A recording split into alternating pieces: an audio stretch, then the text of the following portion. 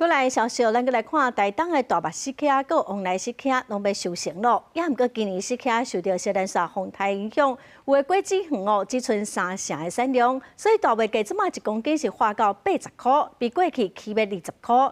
另外，最近哦，卑南乡的附近有一个种石溪的果子园跌插头，台东的警方嘛表示讲，因会加强巡逻。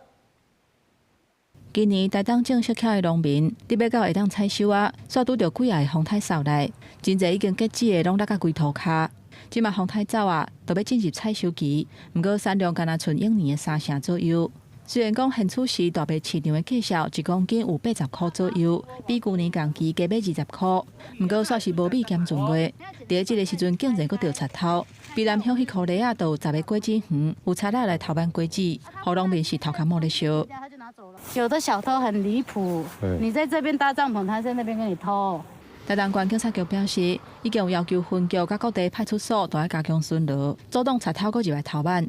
及时加强护果专案，针对重点地区提高巡逻密度，并与各农民、产销班保持热线通报机制。